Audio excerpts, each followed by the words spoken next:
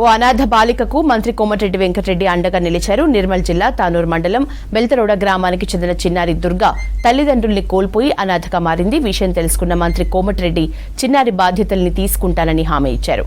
Prateek Reddy foundation ద్వారా తన వంతుగా ₹1,00,000 తహసీల్దార్ లింగమూర్తి, ఎంపీడీఓ అబ్దుల్ సమాద్ ద్వారా అందించారు. చిన్నారితో వీడియో కాల్లో మాట్లాడారు. చదువు చెప్పించి పెళ్లి అయ్యేంత వరకు పూర్తి బాధ్యత వహిస్తారన్నారు.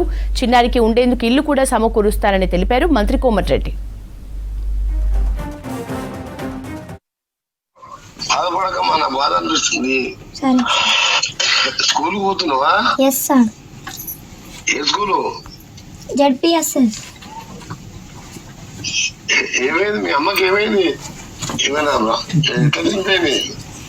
తాగి చనిపోయింది. సరే మీరు బాధపడకు, ఆయన కూడా లేడు కదా, ఇప్పుడు పైసలు పంపించిన బ్యాంకులు వేసుకో, నేను మంచిగా చదివిస్తా, మంచిగా చదువుకో. సరే సార్. అక్కడ ఏమైనా ఉంటే ఎంఆర్ఓ చెప్పు, ఎంఆర్ఓ నాకు చెప్తాను. నీకు ఏమైనా కావాలంటే తర్వాత మళ్ళీ ఇల్లు కూడా కట్టిస్తా నీకు. మళ్ళా మామూలు ఇట్లా ఉన్నారా? సరే, ఎవరు లేదు. నా నెంబర్ పెట్టుకోరు మీ దగ్గర.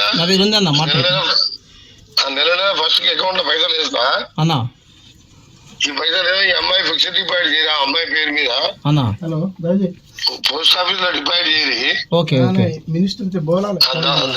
ఏమైనా కావాలంటే మా పిఏ నెంబర్ ఉన్నది ఆయన దగ్గర. సైజులు ఉందన్నా, సైజులు ఫోన్ చేయరు. మీకు ఎప్పుడు ఏం కావాలో చూసుకుంటాడు. 10th క్లాస్ దాకా అక్కడ చదివించి ఇంటర్మీడియట్ మంచి హాస్టల్ లేదా, మంచి హాస్టల్ లేదు. ఏ పొరపాటు ఎక్కడ నా బిడ్డని ఎట్లా చదివించు అట్లా చదివిస్తాను.